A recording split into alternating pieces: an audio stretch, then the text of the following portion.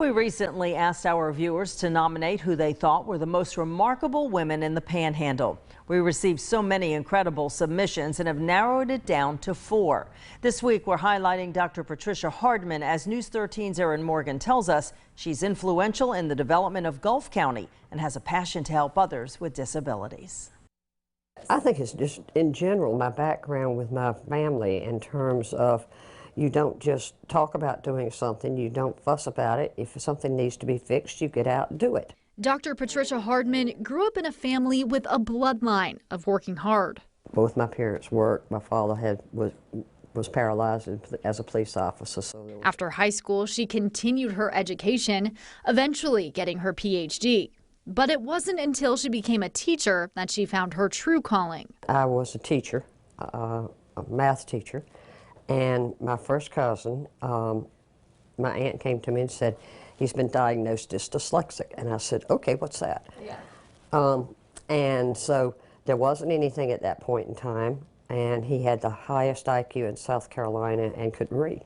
This leading her to make her own discovery. From there, I found out that I was dyslexic as well. And it had been kind of camouflaged in my lifetime.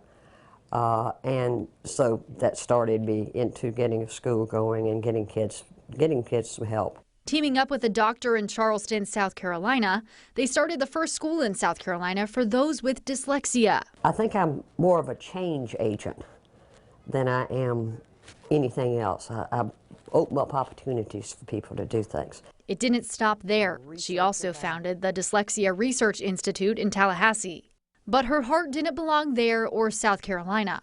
Home to her was on the Forgotten Coast.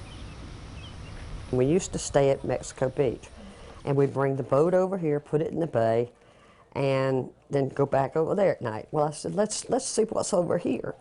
And so, that was in the early 80s. We bought a little place out on Indian Pass.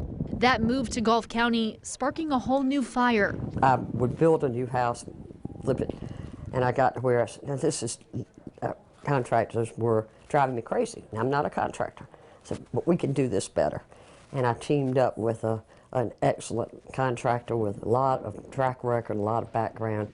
She started working as a developer for the construction company Gulf to Bay Construction. And the work hasn't stopped since. I tried retiring when I was in my 60s, and I got bored out of my gourd 2 days later. Dr. Hardman still continues in her mission to help those with ADHD and dyslexia, creating the career mentoring program, Florida High School High Tech. You're going to have a good life by living. And giving anything you can give, your talent.